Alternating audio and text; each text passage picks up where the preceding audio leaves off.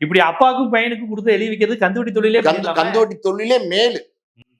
இது இவர் என்ன சொல்லியிருக்காருன்னா, ஒரு ஸ்கூல் நடத்துறேன்னு சொல்லியிருக்காரு கரஸ்பாண்டா. அப்புறம் ஏதோ கன்ஸ்ட்ரக்ஷன் பிசினஸ் நடத்துறாரு. ஒரு பிசினஸ வந்து அவர் வந்து காமிக்கல.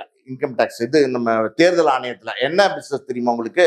மார்வாடி கடை வச்சிருக்காரு. குடுக்கல் வாங்கல் பண்ற மார்வாடி கடை வச்சிருக்காரு.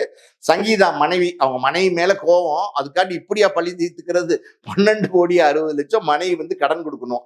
அவங்க வந்து விவாகரத்து வழக்கு கேட்டு போய் வந்து கோர்ட்டுக்கு போயிருக்காங்க. ஜீவனம்சம் வேணும்னு கேட்டுக்கிட்டு இருக்காங்க. ஒண்ணுமே கையில காசு இல்லைங்கிறாங்க. அவங்களுக்கு கடன் கொடுத்ததா ஒரு கணக்கு செட்டப் பண்ணி எழுதிட்டாரு. இப்ப இந்த 520 கோடி தாக்கல் பண்ணியிருக்காரு சார். இது வந்து கவர்மெண்ட் ரெக்கார்டு. இப்போ வந்து இந்த வேட்புமனுக்கு தாக்கல் பண்றது வந்து கவர்மெண்ட் ரெக்கார்டு. இப்ப நாளைக்கு அந்த அம்மா வந்து விவாகரத்து கேட்டிருக்காங்க, ஜீவனம்சம் கேட்டிருக்காங்க. நாளைக்கு கோர்ட்ல என்ன சொல்லுவார் தெரியுமா?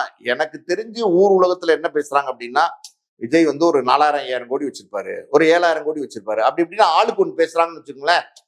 இப்ப எதுக்கு அந்த பேச்சு வந்துச்சுன்னா, ஏப்பா இவ்வளவு காசு வச்சிருக்காரு, அவர் தானே கட்சி ஆரம்பிச்சிருக்காரு, 234 தொகுதிக்கும் வேட்பாளர் நிறுத்தி காசை இறக்க வேண்டியதானப்பா, 10 கோடி 20 கோடின்னு எல்லா வேட்பாளர் கொடுத்து கட்சியை ஜாம்னு நடத்த வேண்டியதானப்பா, தேர்தலை சந்திக்க வேண்டியதானப்பா, ஏப்பா அப்படி காசு இறக்க மாட்டேங்கிறாரு அப்படின்னு நிறைய பேர் வந்து பாத்தீங்கன்னா பேசிட்டு இருக்காங்க. ஆனா இப்பதான் உண்மை தெரியுது, அவர்கிட்ட அவ்வளவு பணம் எல்லாம் இல்ல, வெறும் 520 கோடி தான் அவர்கிட்ட இருக்கு.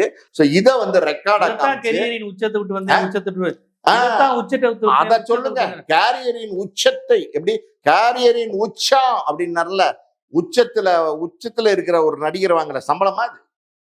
ரஜினி 75 வயசுல 250 கோடி ரூபாய் சம்பளம் வாங்குறாரு இப்ப இந்த கமலஹாசனோட சேர்த்து நடிக்கிற படத்துக்கு. நீங்க அப்ப வந்து கேரியரின் உச்சம்னு சொல்றீங்களே, இந்த ஸ்ரீகாந்த், இந்த பரத், இந்த ஷாமு, இந்த ஜேஇ, இவங்கெல்லாம் வாங்குற சம்பளம் மாதிரி நீங்களும் வந்து வாங்கின மாதிரி ஒரு கணக்கு காட்டுறீங்களே, என்ன ஏமாத்து வேலை? யாரை ஏமாத்துறீங்க? இது இவ்வளவுதான் எங்கிட்ட சொத்து இருக்குன்னு ஜீவனம்சம் கேஸ்ல வந்து இதை ஆதாரமா காமிச்சு, இதுல வந்து ஒரு 100 கோடி என்னால தர முடியும், இல்ல ஒரு 50 கோடி என்னால தர முடியும், ஏமாத்துறதுக்கு மனைவிக்கு விபூதி அடிக்கணும்ல.